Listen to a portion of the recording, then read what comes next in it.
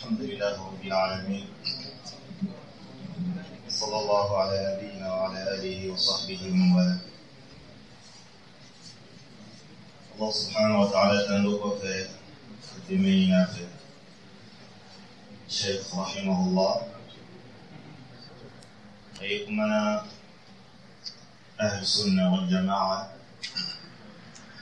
ولا تسنسرنا ولا تسنسر من دي سيام وأنورنا ويقولون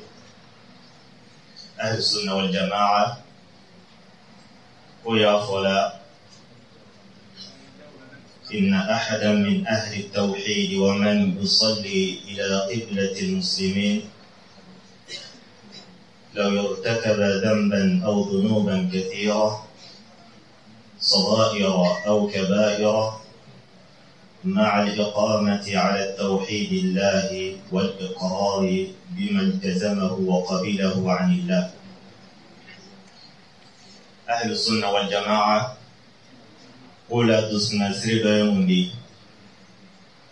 إن أحدا من أهل التوحيد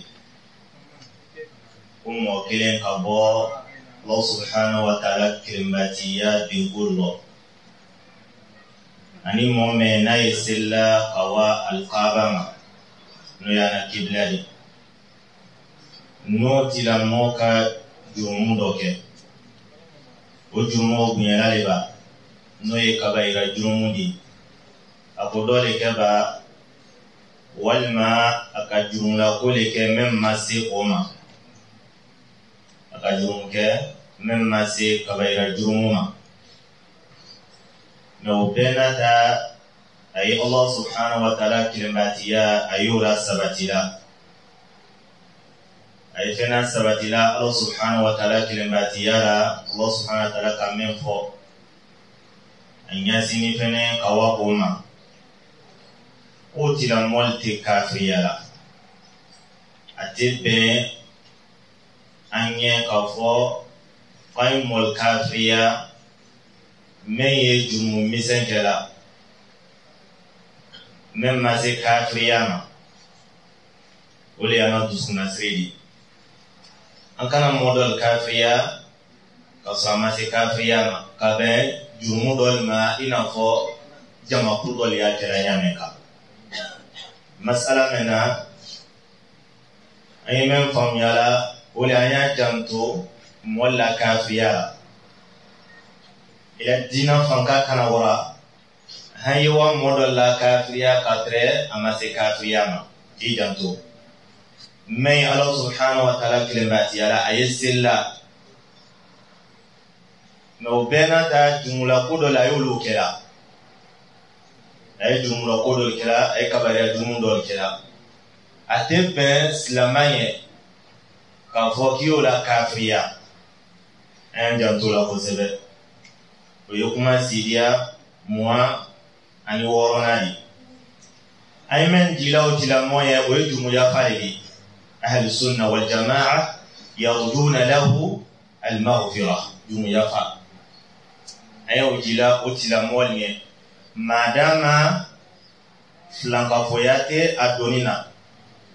سأقول الله سبحانه وتعالى ويغفر ما دون ذلك liman yasha ali ya fa fema men ni flanka foyate klendi moyen momen ka ali Allah subhanahu wa ta'ala dia mi yoron na yanza ana Allah na no ibn jarir di ako ayan fasar la وقد أبانت هذه الآية أن كل صاحب كبيرة ففي مشيئة الله أبدا يجرمون من كجملة بالك من يفلان كفويات كلندي ويا الله سبحانه وتعالى لما شاء لكم إن شاء عفى عنه نكالي الله سبحانه وتعالى ديا فوما مدام نما فلان كفوياك وإن شاء عاقبه عليه أكا جملة كمن كودي ni aka Allah subhanahu wa ta'ala dia ada jangkata kaben jumuma kamen bara ما لم تكن كبيرته شركا بالله نلا كبيرة جمو ما كيف لنكفيادي نكلا فلنكفيادي إن الله لا يغفر أتنا يفعلهما أبدا من يفلنكفياد دوما نو يجمو مسندي من يفلنكفياد تكريلي أدي يفا مومن كاديا أهل السنة والجماعة أنا تسنى سري دولوري أنا تسنى سري دولي مندي موا أنورون لنا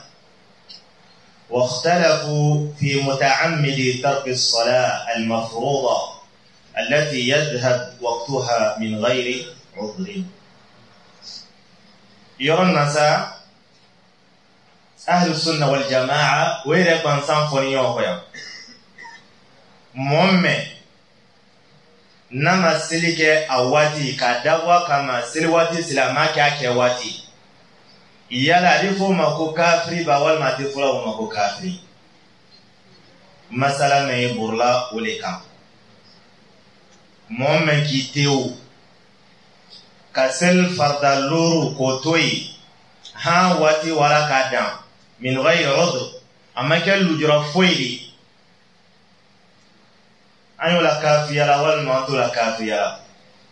أقول لك فكفره جماعة كجمع قرود الكأم ولا كافية جمع قرود من أهل السنة والجماعة وكلهم والجماري كافيين كابن كلا ما كان ضد صلى الله عليه وآله وسلم ورسولك بين العبد وبين الكفر ترك الصلاة فمن يجوني كافر بمعنى سلمان كافر ولي سري توليدي نيكا سري توي كيورا كافريا نيلو كا سري كي يورا كسلام بربري donc oluka kuma ni ntaya momo seli wati sel fardaloro iki banka seli awati wala kida ima seli awati la kiteu ha wati wala kida lonna doli olula kafiya kabe haditha ma an kamen fori o haditha do fana mundi wa man taraka as-salata faqad bari'at minhu dhimmatullah la yuma yani Allah subhanahu wa ta'ala ta abrayuma janatane kabola wala lonna ani jama kurdo min ahli sunna wal jamaa kunu surla mu'minna ile mai bana ka selike awati wal manika mu'min atiselike la awati nika edo ya folo mako kafiri ale sebete selima ale tesilla donc o surla daluya men fe o daluya dolleti wata awwalahu jamaa kurdo uluka fasari ka fo annahu yuridu bidhalika man tarakaha jahidan laha ni mu'min ki ban selima kafiriya selima dusuna sire bolma pay folo ti la mona ko kafiri amma kafiriya men nanawdi قال الله كلا صلى الله عليه وآله وسلم بين العبد وبين الكفر ترك الصلاة كفهم مما سيركوا كافرين لون دوليو جلا الكفر دون كفر كما سي كافريا ما كافريا من ديك سواوري كا اربدين دومي جهنم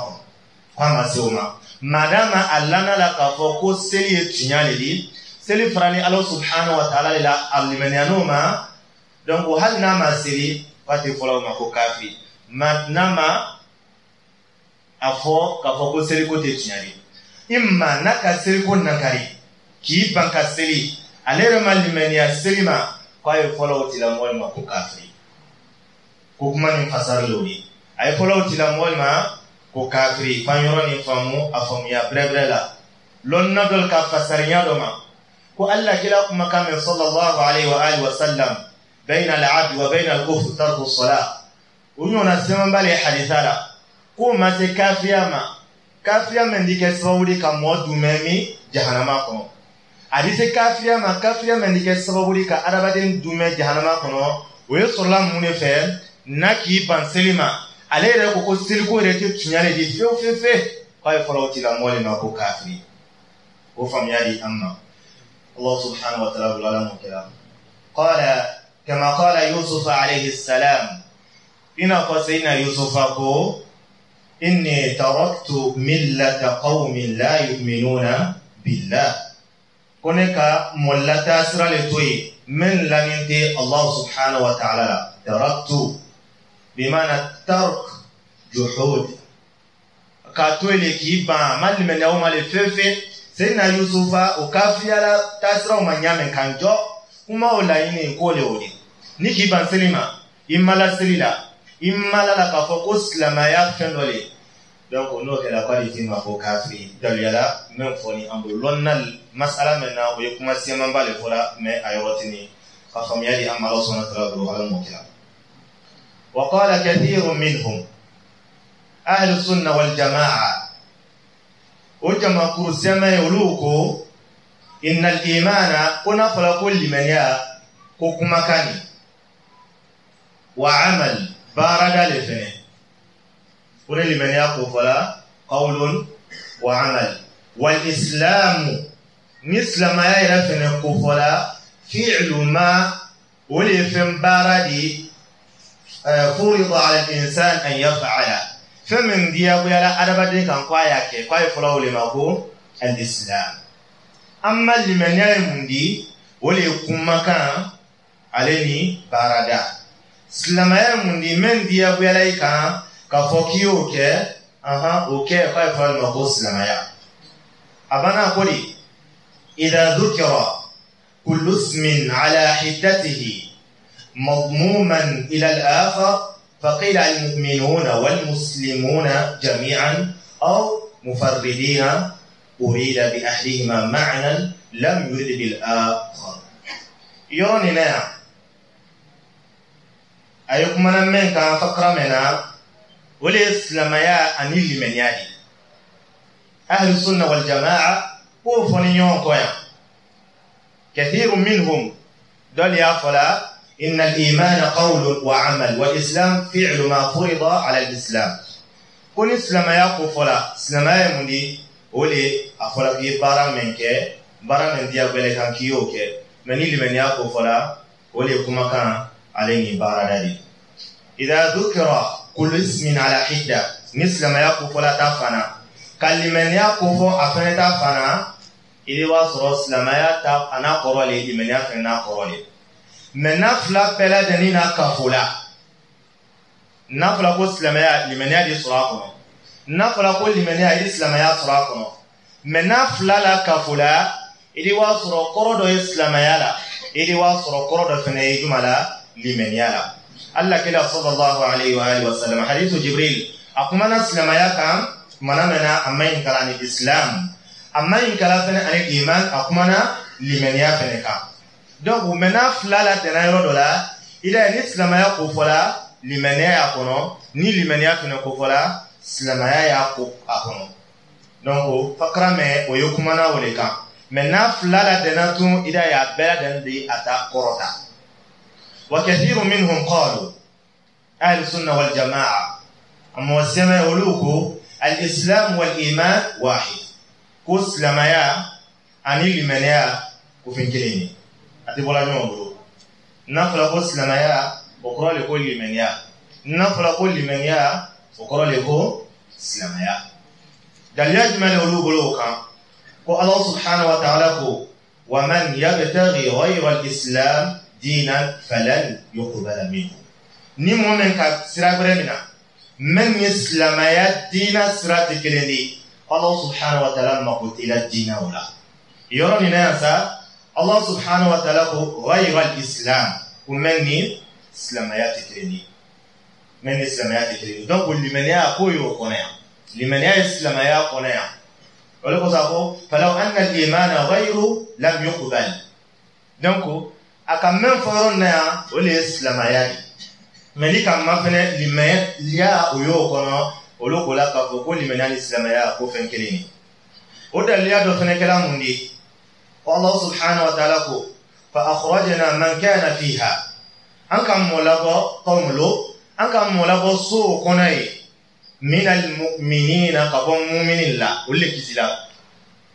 لوط أني مؤمن صنع أتما ولي كسلا ولي كلام مؤمن الله فما وجدنا فيها أما صليك سوء قناي غير بيت من المسلم فسلم النصر مسألة آية من فننا lonna le nyo kol samana ya bake doli ye abela de nina kafola ko mumiya ni islamaya kwa be kele doli ye ko aya ni yere ayira kala le kafo ko islamaya ale ni limaniya ko kelente aya kele ni kono wala ni kam mafene sharu sema bali ala ay kuma na kayro na man ke to abela de na kafola bakurba kele insha Allah wa minhum dol fenako من ذهب إلى أن الإسلام من ولك فقوس لمايا مختص كو كركرانين بالاستسلام كله لله يرى كله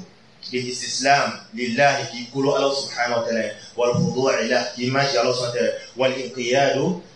والانقياد لحكمه كي كله الله سبحانه وتعالى كتلا كيف لو لما قول سلمايا فيما هو مؤمن به كما قالت الأعراب آمنا والله سبحانه وتعالى قالت الأعراب قرروا آمنا قمر لمن يا قل قفوا لم تؤمنوا أما لمن يا ولكن قولوا كم قيافوا أسلمنا قمر أسلم أمرا قولوا الله سبحانه وتعالى ولما يدخل الإيمان في قلوبكم لمن يا لما رسل من أقول إيراني نايا onana islamaya ko Allah subhanahu wa ta'ala ka islamaya ni mu'miniya bonyon bolo yorna sabula ko qalatil a'rab amanna qul lam tu'minu walakin qulu aslamna donc mal men ya fala ko koni ya ko ra islamaya donc ko limen ya alin islamaya ko te keleni kana ko aya brefa wa qala يمنون عليك أن أسلموا قل لا تمنوا علي إسلامكم والله سبحانه وتعالى يمنون عليك أن أسلموا ويمن فلا على سبحانه وتعالى أنك لا صلى الله عليه وآله وسلم ويمنون عليك أن أسلموا قل لا تمنوا علي إسلامكم بل الله يمن عليكم أن هداكم للإيمان kunolali oyo kunolali le kila yoro mena yamununa alayka ka kunolali ke alla kila la ulaslam yala alla kila sallallahu alayhi wa alihi wasallam afuna la tamunnu alayya islamakum ay kana ila islam ya kunolali ke nilare bal hukumatu Allah yamunnu alaykum Allah subhanahu wa ta'ala le kunolali ke la ayla an hadakum akeni kofe ka aikanda ka itendi menajoni yoron na ya Abraham fene bonyo ngolo islamaya ani limaniya ka kuma ni na kafo lonnal fola nyoko dol ko kuna fola ko islamaya kuna ta korole na fola ko limaniya o fene na korole dol ko islamaya ani limaniya kwa bela deni kireni donc ani kuma ni na kafo ka resultat kire pesa membo ala lonna siama fene fankani menka ويمندي أن الإسلام والإيمان لمن يا أن إسلاميا نلا كفلا إذا اتفقا نفلا كفلا افترقا الإفراء وقرأ الإفراء إسلامان لمن يا نلا كفلا وبلد داتا قروتا أما إسلاميا أن لمن يا إسلاميا لمن يا نفرنا كبنيون بلو ni islamaya ayata sila islamaya yete alifa ko limaniya ni limaniya tuna fola islamaya tuna di foy donc lonnal ka kuma na dentele anna al-islam wal iman islamaya ani limaniya nala ka fola adi fara nado lala nyoka adi ke kedeni mo ni ron dra fam foy toy barakallahu وهذا أيضا نعم دليل لمن قال هما واحد أنك أيام فوري يمنون عليك أن أسلم كل لا تمنوا كل دليل ما يراك لك فكل من السماء كوكلين ويقولون ويقولون إن الله يخرج من النار قوما من أهل التوحيد بشفاعة الشافعين برحمته Allah subhanahu wa ta'ala kato jama kurdo la bolami jahannama kono kabe surna dunala surna dunima wa ya rasul sallallahu alaihi wa alihi wa sallam surna don ngere fene lay mani alla kila tekele sallallahu alaihi wa alihi wasallam donc wan fene limani ya dusna sir may anna kafo kum modol boto jahannama kono bi shafa'ati rasul sallallahu alaihi wa alihi wasallam o yusra alla kila surna don nila oni mo ngere mani alla kila tekele ni sallallahu alaihi wa alihi wasallam ado fene mundi wa inna shafa'a haq surna doli men fola tunyali surna doni ketole kiyama keneka o haditha siyama mbale nana moli kosi kawasi na anfa adama ma kaboi han kawasi Allah kilama sallallahu alaihi wa alihi wasallam khair sunna donite Allah kila sallallahu alaihi wa alihi wasallam aliwa sujudu bi Allah subhanahu wa ta'ala yaqra Allah kila da irfa' ra'sak muhammadikum qurata washfa' tushfa' sunna donike anila bi sunna donina yefeka mu'min takawadi okay ya rasulullah donc sunna doni ko men foni do tinyale aya siyamambala القرآن يكونوا أدفنا من ديلر راسي الحوض وإن الحوض حق حوض من فلات دلام من فلات تنيالي